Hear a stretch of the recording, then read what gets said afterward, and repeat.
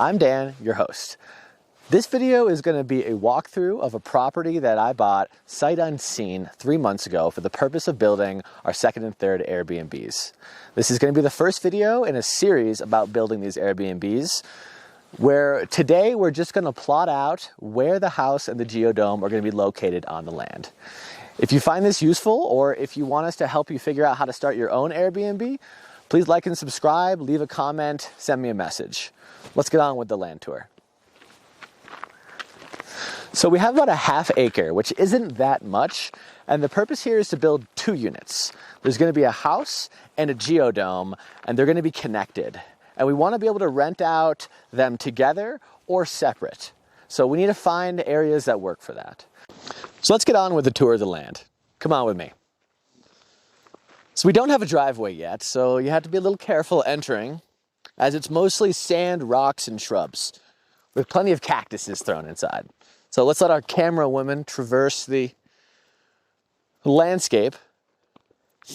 The obvious building spot for the house is located where this large tree is. If we clear that out, we have a pretty flat, ideal building spot. I'll give you some tips later on how to choose land, how to finance it, but today we're just going to look at where we're going to put it. So the house is going to be 24 feet by 26 foot. It's fairly square with 2 stories and a large deck. So as the driveway comes up, the house will be right here. The deck will be facing, oh geez, that is northeast maybe? Not exactly sure. What direction is that? Either way. Since we'll want to connect the 2 properties, we'll need to have a path that goes from this side of the property to the other, since this is essentially a large rectangle. So let's go scout out the other side.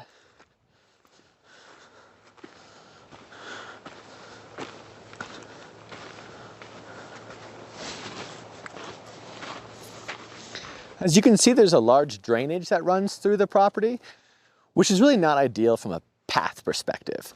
You can't really just put a gravel path through here, since the snow runoff is really going to clear out any type of path you put in. So we may end up having to put kind of a bridge on this property to kind of connect the geodome with the house.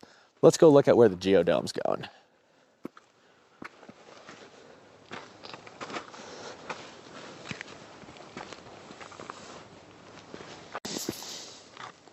So this side of the property is going to have the geodome.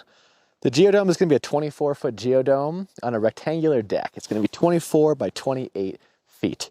And the geodome, I'm thinking, is going to be located right here, with the goal of giving people really epic views from the bay windows of the geodome.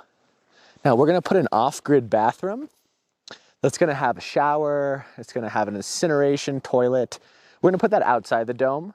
And the dome is going to be a non-continuously heated structure. So it's probably going to be rented as a unit with the house in the winter months, and either together or separate in the summer months. And the goal with building 2 units in this property is really to maximize the ROI. A house in Crestone goes for about $150, $175 a night for a 2-bedroom. And if you want to boost that ROI of your property up, having a second unit, a glamping unit, seems like a really good way to do that. And you can also wrap that into your construction loan and essentially have a bank finance a glamping unit at 3%, which is a pretty incredible deal, if you ask me.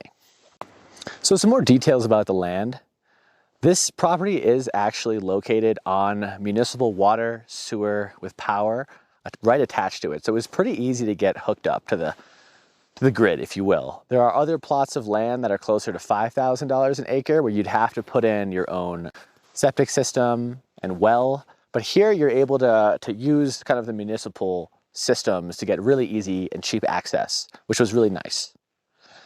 The entire property that I'm building is going to be financed by a construction loan that I'm going to use 20% down to finance for.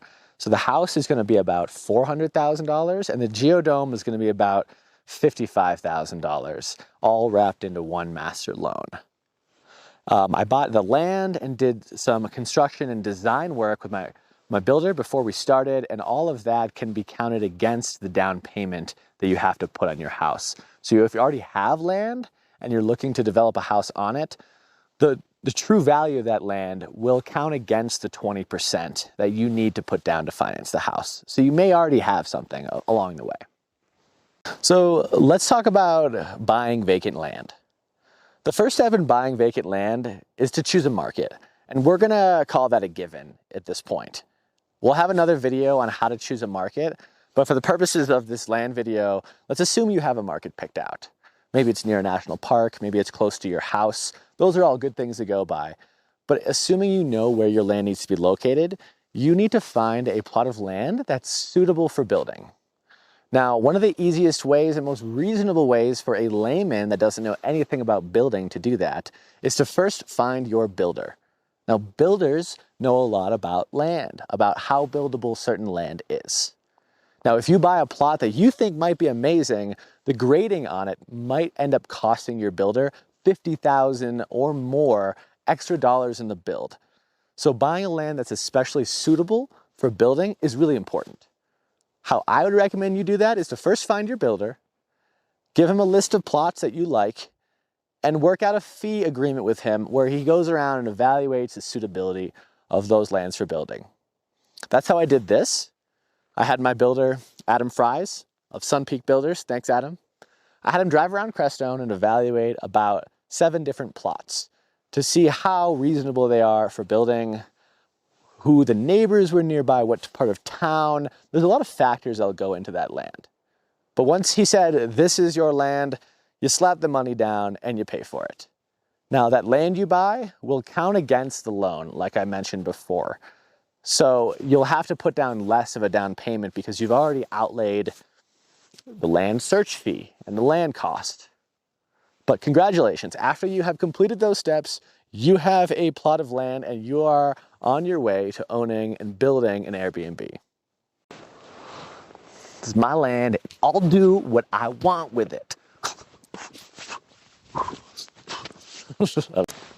A couple other tips. Building in a remote location. Typically going to be more expensive from a labor standpoint, and materials are going to be harder to find. When you can normally shop around for things like tile, appliances, if you're building in a town that is in an extremely remote corner of the US, you may only have a limited set of options for some of your materials. So just factor that into your budget as you're starting to look at an Airbnb in a remote place. You probably won't be able to hit that $200 per square foot building cost that some areas of the country can hit or lower.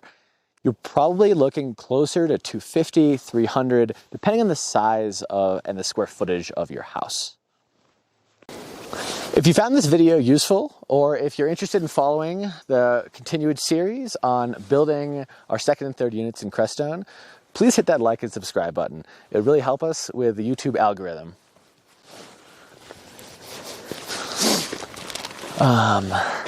Okay, let me do another shot about talking about something with this in the background.